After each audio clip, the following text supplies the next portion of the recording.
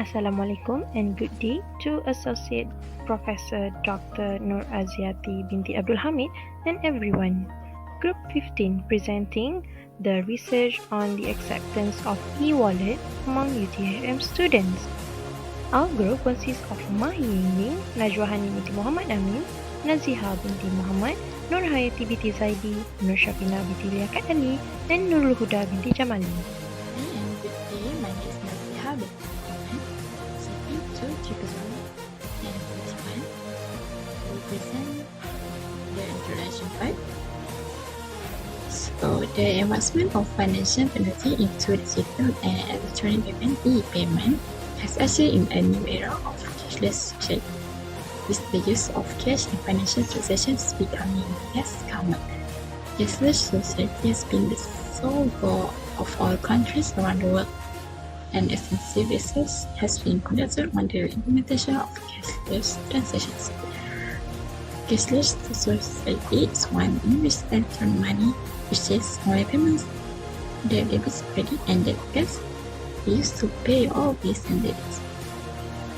The transitions from traditional payment methods based on physical currency to electronic payments serves to the agenda for cost savings in order to provide customers with the safest, most convenient, and best service possible. E-wallet is an abbreviation for electronic wallet and in some cases digital wallet.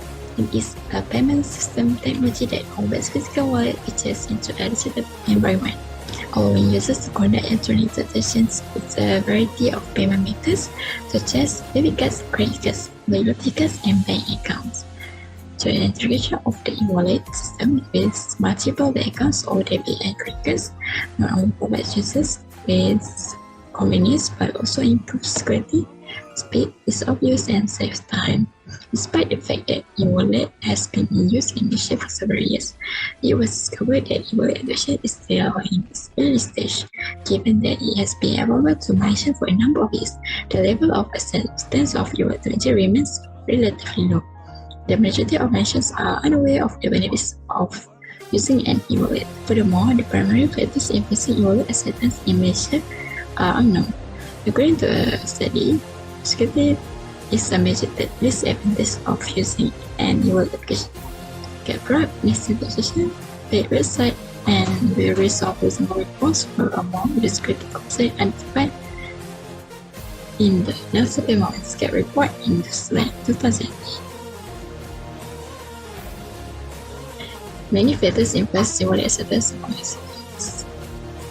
So as a result, studies regularly to identify the factors that influence users' acceptance with e-wallet. Thank you. Assalamualaikum, I'm Nur Syafina binti Liaquat Ali. My metric number is AP2000040. And next I'll be talking about the research methodology. First is the research design, which is one of the approaches that is commonly used in research to collect data, measure data, and analyze data. In doing this research, the quantitative method is using the online survey to gather data from the respondents because it has characteristics and functions that will help the research run smoothly and accurately. Quantitative research is more reliable and objective. Besides a set of questionnaires used as primary data collection tool. The questionnaire were distributed to respondents who frequently use the e-wallet among UTHM students. Next is the population and sampling. In most studies, the population is a specific group of people who have traits that are relevant to the study. Furthermore, the population is determined by the research area. This research focused on UTHM students who use the e-wallet frequently. It would cover all 9 faculties in UTHM. The distribution of the survey question was held through WhatsApp groups using the Google Form platform. Next is the descriptive and inferential data analysis. Aside from that, quantitative data was employed in this study since it ensures the validity of numerical data that can be turned into meaningful statistical data, such as the statistical package for the social science SPSS. SPSS was chosen to manage the statistical test since it includes a comprehensive set of tools for creating and converting all the indicators. It is a versatile statistical and data management application for managing and analyzing massive volume of data. Lastly is the construct management. The questionnaire for this study is divided into 4 sections. Section 1 collected the respondents' demographic information. For Section 2 collected information about the perceived usefulness of the respondents when using the e-wallet. Furthermore, for Section 3 and 4 collected all the information related to the factors used in the study, which is perceived ease to use and attitude. Besides, the measurement that used in this study is a 5-point Likert scale. Likert scale was ranked from 1, strongly disagree, 2, disagree, 3, neutral, 4, agree, 5, strongly agree for all variables. The questionnaire is based on the self-administered data as well as previous research. Assalamualaikum, my name is Najwa and my metric is AP200047 and I will explain about the literature review. So the first literature review that I will explain is the social influence. Social influence is seen as the primary motivator for young customers to adopt new technologies such as e-wallets. The second one is the perceived enjoyment. Perceived enjoyment is the degree to which consumers believe that adopting the new product or system will help them execute their tasks or duties better. And the third one is the information and knowledge. Information is data that has been given, meaning through a relational relationship, whereas knowledge is the deterministic process of determining patterns within a given set of information. That's all from me, and I will let Hayati to continue the discussion. Assalamualaikum and very good day. My name is Nur Hayati binti Zaidi, matrix number AP200363. Today, I'll continue with the literature review. Facilitating condition is defined as the degree to which an individual believes that a technical infrastructure exists to support the use of technology. A study conducted by Taylor and Todd, 1995, showed that facilitating conditions have a direct influence on behavioral intention. When a sufficient facilitating condition, for example, internet enables smartphone knowledge how to use mobile wallet service, accept of mobile wallet service by vendor, and so on exist, consumers are expected to more likely to adopt the new technology or service. Next, we move on to the previous experience. Economists typically contend that youthful consumers are the key users and benefactors of new technology based on antique human capital assumption. However, research has shown that technical advancement is typically biased in favor of skill. Murphy, 1998. This is due to the fact that human capital grows with experience and that technology development is generally skill biased, favoring people with more experience.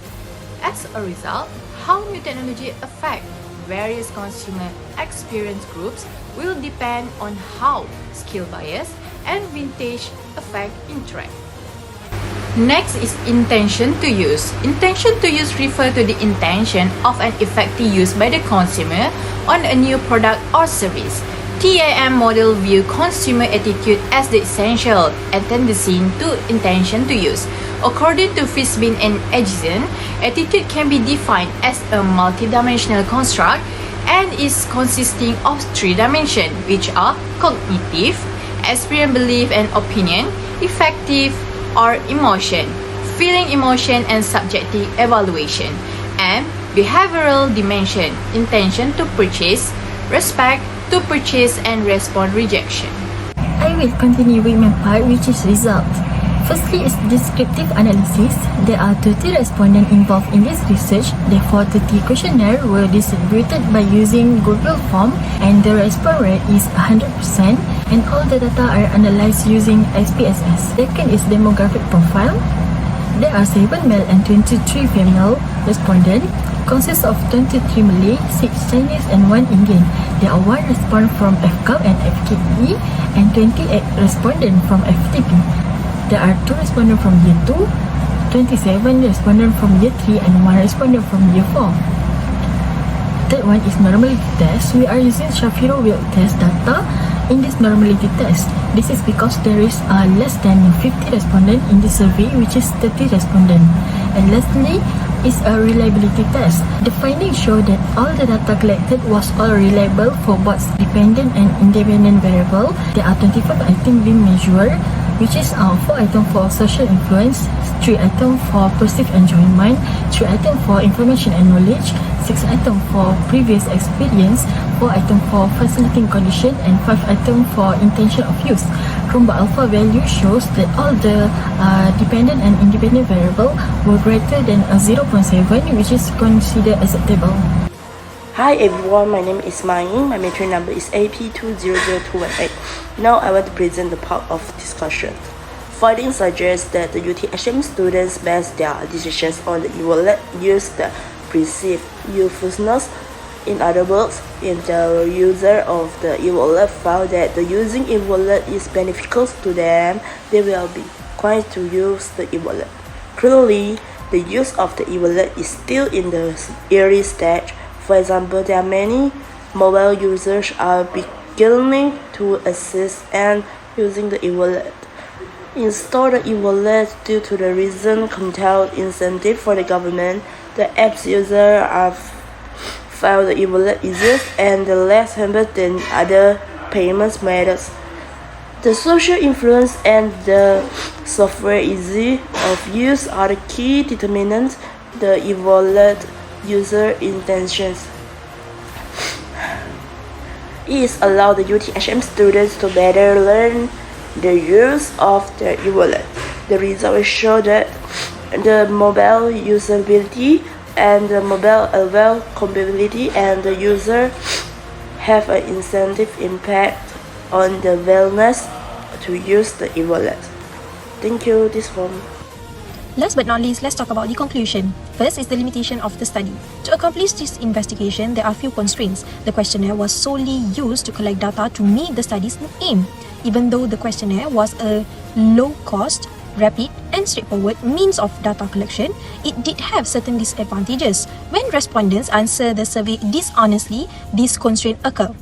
Period restriction become one of the limit of this research as it progressed because the time allocated for carrying out this study is restricted, which is just 3 months. Other than that, the survey questionnaire were written in English only, which means the certain target respondents may not fully comprehend and accurately answer the questionnaire. As a result, the research findings may be less credible. Secondly is the recommendations for future studies.